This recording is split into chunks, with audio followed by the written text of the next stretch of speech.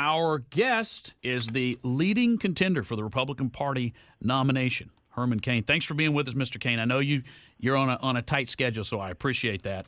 Michael, I'm happy to be with you. A couple more questions, and I'll give you a chance to say anything that I didn't have the good sense to ask you. Ron Paul has proposed a very aggressive set of cuts, $1 trillion in cuts. Is there anything in that set of cuts and department eliminations that you say, no, I couldn't do that? No, there's nothing in there that I say that I couldn't do. The difference between Representative Paul and Herman is how he would go about doing it. I would go about it more in a business-like fashion. You know, I do believe that I can do an executive order and do a 10% cut across the board, going in sight unseen in terms of what's in those departments. Then what a businessman does, which is what I would do as president, take each federal agency and do what you call a deep dive and look at individual programs and cut out whole programs, duplicative programs, and inefficient programs. The Government Accounting Office document these all the time. So whether or not some of them would be totally gone, I don't know that until I take a look at all of them. But I do believe that we got a lot of room to do a lot of cutting in a lot of those agencies.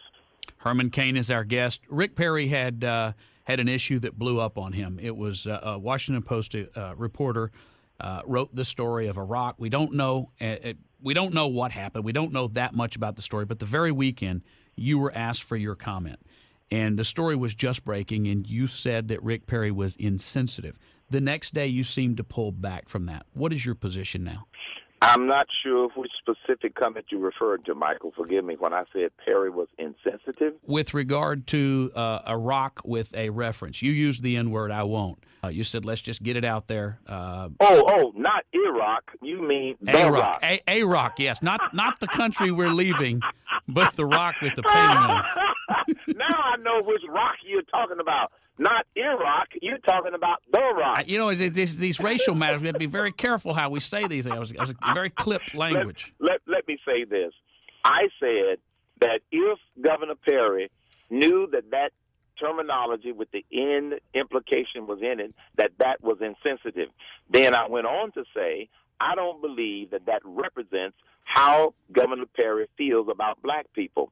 And since I didn't know the exact timeline of when they actually painted over it, I'm not all bent out of shape about it. If it had been there until 1981, when this whole civil rights movement happened in the 60s, I'm saying to leave it there that long, whoever was responsible is insensitive. But I don't know for sure that he was aware that it was there that long. But I still don't think under any circumstances that it reflects how Governor Perry feels about black people. You have been very kind with your time. I have one question, then I'll let you make a closing statement. And I just lost my question. Where did it go? I absolutely lost my question. Well, then I tell you what I'll do. I'll give you an opportunity. You've been very kind with your time to make a statement to people that are just hearing about Herman Cain, a little of who you are or why they should vote for you or where your campaign is. Take a look at Herman Cain, because America is at a crossroads. We can continue down this road of socialism, which would eventually lead us to communism. And yes, I said the S word and the C word, because that road means more government, more taxes, more government regulations. And it's clear that that's where this administration is taking us. If you want to get back on the road that the founding fathers intended, which was a road for less government, smaller government, less taxes and less regulation, and more individual responsibility, allowing our free market system to do what it does, then you want to elect somebody like Herman Cain. No, I have never held public office, but that's exactly why you need to take a look at Herman Cain. But look at all of the people who have held public office and look at the mess that we are in. I believe that shining city on a hill that Ronald Reagan talked about has slid down to the side of the hill.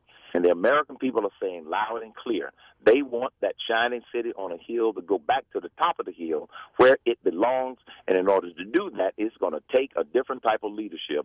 And I happen to believe, based upon the feedback that I have gotten from so many people around this country, that new leadership should be Herman Cain. Speaking today at the Clear Lake Tea Party rally at 6 o'clock at Gulf Greyhound Park. Easy to get to right off of 45. Mr. Cain, if you'll indulge me, I remembered my question. It's kind of important to me. there's a bit of a cottage industry between Cornell West and Tavis Smiley, who's been on the show, and a number of others, race baiting and race hating, I would argue. But I listened in this morning to the Tom Joyner Morning Show, which I used to listen to years ago because they did this great little soap opera thing. And the language they were using toward you in particular, who seemed to be a threat to these people, it was crass. I was embarrassed for them. References to Uncle Tom, their references to criticizing that Godfather's Pizza is not any good.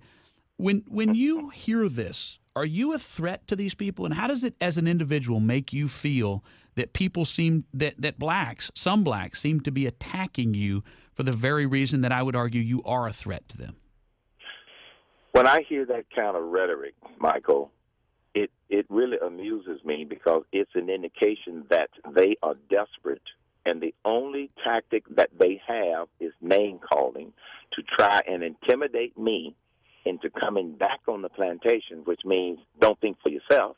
And, yeah, I say the plantation word and I get in trouble. But they're also trying to intimidate other black people into not thinking for themselves by trying to basically put a negative view on me. So, but the good news is, and this is the good news, most black people aren't listening to them anymore.